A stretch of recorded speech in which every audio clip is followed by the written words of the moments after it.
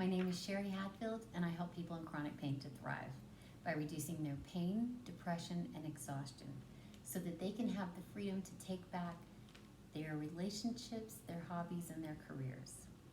Okay, well, we have gone over all of the different components of what I believe to be the root cause of chronic pain, and definitely what I believe dealing with this is the key to reducing chronic pain. So I want to go over it now that we've gone over each part in a short video. I just want to wrap it up really quickly. All right, so root cause of chronic pain. Trauma and limiting beliefs, primarily in childhood, have amazing impact on an individual and really long staying power. One of the major reasons for trauma and limiting belief having that impact is because you're a child when it happens to you. So your ability to interpret it and the way you remember it can be very distorted and grandized. And that's how it felt to you at the time. And so those are the beliefs and the long-term memories that you have attached to them. One important part of trauma that I wanted to remind you of was I wanted you to realize how much more common childhood trauma is than what you might believe, because you may very well have it really often where someone will say, I had a really good childhood. But then when you start going over their life, you realize their parents divorced, their grandmother died, they lost 3 pets. You know, they went through some things that really stood out to them and were very traumatic. And those events are tricky because your mind associates more than just like the name of the event to that long-term memory. It can be, typically it seems like it's a lot of sensory, you know, it can be a fan that's going on in the background, it can be the perfume that somebody was wearing, it can be a loud noise that was happening, a smell, taste. It can be plenty of other things as well, but a lot of times those are the things that seem to trigger people. All right, so that's trauma. Limiting beliefs, so how much more common trauma is than what a lot of times people have in their mind. Limiting beliefs are the beliefs that you pick up when you're also a child, and it's the things that you don't decide what your belief system is. It's things that happen to you and that people say to you, and especially if you see it repeated amongst people that you care about, that can impact. It builds your belief system. It is what you believe the people that you trust the most when you're little. They all take care of you. They're the ones that are there for that, and the things that they do, or they should take care of you, and the things that they do and say, a lot of times you take as fact, and it can have impact on you later, because if it's something that keeps you from doing something you're passionate about or something that you love, you start to have conflict within yourself, and that rarely goes well. And most of the time it's just self-sabotage. All right, so from limiting beliefs and trauma, we get long-term memories. And as we said, the tricky thing with long-term memories is a lot of times with trauma and also with limiting belief is you'll have multiple things associated with that event. And it's long-term memories are highly emotional snapshots of events in your life, particularly from your childhood. And then as you go through life, you automatically are looking for proof to reinforce them. And it's not your conscious mind doing that, it's your subconscious mind just tick, tick, tick, tick, tick, looking for proof. So the long-term memories can trigger, and the limiting beliefs both, can trigger according to the things that your brain associated with. We talked about the car wreck, so you can get where you smell the smell of rubber tires on a pavement screeching, and that smell triggers you. The horns can trigger you. A multitude of things that have gotten stored and associated with that particular long-term memory can trigger you. And it can be multiple things at multiple times. And you have a lot of long-term memories. So if something from several of them triggers you periodically, it's not that you're going to consciously think, that's why I feel that way. It's a subconscious, instant chemical reaction. You go back to the long-term memory, the event, and those emotions, those chemicals, that chemical dump, instant. And that's what's going through your body then. So if you have all of this going on in the background, you've had several traumas, and everybody has childhood traumas, and everybody has limiting beliefs that I've ever worked with or talked with. They don't always think so when they first come in. Now this long-term memory will cause you, when you're looking for proof of it, and the more it happens, and you look for proof for it, and you find it, you reinforce your neural pathways. It becomes learned behavior. So it almost becomes like an automatic habit. It is not something you decide. It happens. And it happens inside your body. The chemicals that are released, the emotions that you feel, it can be very confusing.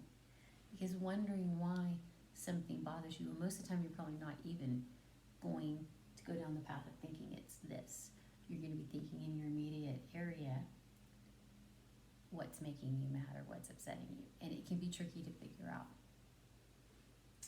Okay, an important note at this point is we've talked about what fight or flight does to your body. A lot of adrenaline, a lot of cortisol, and many other chemicals let loose in your body while your body prepares to fight a threat. So it is not a healing. It's a fighting, battling, going to war state of being. It is not a healing, resting, restoration, calm time for your body at all. Well, the tricky thing about trauma and limiting beliefs and the triggers that happen here. So let's say you're walking down the street and you hear a bunch of horns honking and it triggers you and you have no idea why. And then you're a month later somewhere and brakes are screeching down the street. Triggers you. You have no idea why. It's just irritated, annoyed, panicky. It can manifest itself in a lot of different ways according to how your body is going at the time and how you react to stress and stress hormones. But you can have, with limiting beliefs and trauma, you can have so many of these going on in the background, so your body just stays primed to that. You go in and out of fight or flight. An important thing to recognize is with that is there can be several of them going on all the time. And the more this happens and the more you move along this path, the more it continues to happen.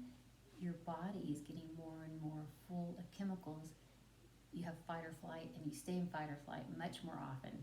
You stop sleeping, you become irritable. A lot of times people have digestive issues, those type of things, anxiety, depression, insomnia. All of this, the majority of the time, the fight or flight that you go into is a false alarm. So it's basically all for nothing. The times when you need fight or flight and a big tiger jumps out in front of you, or if you really are about to get in a car wreck, for it to come on like that makes sense because you are in danger. The majority of the time, the triggering that we're talking about here it's a false alarm. So you put yourself through that for nothing. Not intentionally. It's your subconscious, you're being triggered. But it's an important thing to realize that if we can work on trauma and limiting beliefs and stop this, it's amazing what can happen for you. All right. Typically then what happens is somebody has a big event. And by that I mean you get diagnosed with serious illness. You are involved in a serious injury of some sort. You have a major event, emotional, meaningful event that happens to you. The majority of these issues, trauma and limiting beliefs, it's not that each one of them is so bad, and it's not even the degree in which the severity is. It is a lot of times the meaning as child that you placed on that activity happened to you. If it was a parent that did something where you felt like they didn't protect you or they didn't keep you safe, it's a pretty common thought for a child to think, I'm not lovable. They don't love me. They weren't here for me. And you start thinking the people who are supposed to be there for you are not there for you. And in general, people aren't trustworthy. Those types of things make it very difficult then if you do go in to doctors and things, your attitude about can you trust them?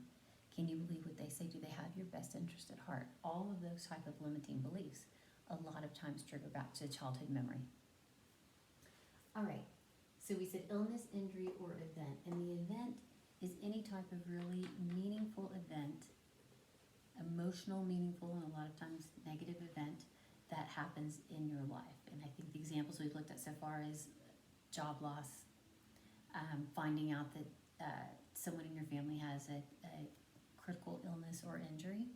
And another, there's so many, but another one is you finding out something like that, your child is being bullied and it's been going on for a while. Can just be such huge emotional events. We talked about the rain barrel, where your body's capable of handling, like a rock star, so many of these emotions and the chemicals that are released from it. It's all about survival. But when you get to a certain point and you've had a lot of this happening, your body has had all of this stress and the chemicals and the triggering that it can handle. And now as you move up this, a lot of times your health's gone down, you're not sleeping, all of those things, your body is no longer capable and so capable of rebounding and being resilient like it was before. Instead, so much of your resources in your body are going to put out the fire for fight or flight, which most of the time it's a false alarm.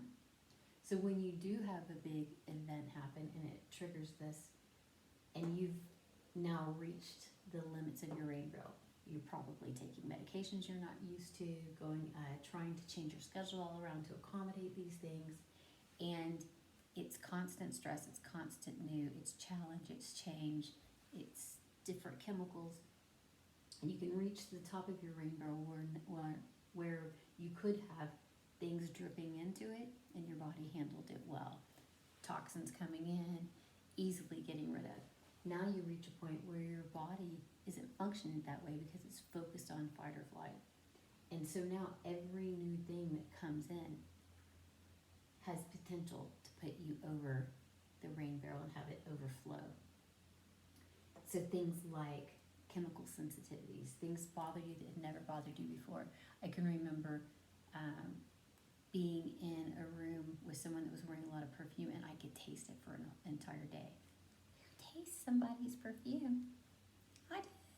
I did. So your body just isn't capable of eliminating toxins and functioning resiliently with a rebound the way that it could before. And resilience is a learnable skill and muscle. So because these things have happened does not mean that we can't go here to the root causes of why it's still there, why it's still happening, and deal with them. And then slowly look at whatever, I don't know why I said slowly, a lot of times it's not slow at all. But you then start, by slowly I mean as days go by, you start noticing what thoughts are still there, what things are happening. When you've eliminated a lot and you bring the pain down, you start being able to be so much more self-aware and body aware than you've ever been before. You start being, we start learning a new way to think and looking at your thoughts and looking at, did I just get triggered? I can tell now when I got triggered. I didn't even know what that meant. I can tell now. I mean, I knew what the term meant, but I didn't know what it felt like. I know what gluten feels like. I know what it feels like if I don't get enough sleep. I know what those things feel like. And if I do get triggered, and I do, if I come in and sink's full of dishes and I don't expect it to be, it'll take my breath away from me. Ooh, I know now, let that go.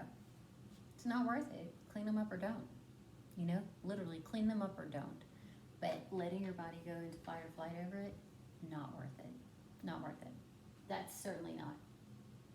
All right, so food products, beauty products, cleaning products, pesticides, heavy metals, stress, increased pain, tension, all of those things, you become less capable of handling and dealing with. All right, so that's it. I want to thank you so much for listening, and please leave me any comments or questions that you have. I'd be happy to answer them. And I'm going to leave a link below. If you have any interest in having a strategy session with me, it's 45 minutes, it's complimentary, and we'll talk about what happened to you, what kind of chronic pain or illness, what's happened with you, and I'll tell you more about what I do. I thank you so much, and I wish you a good day.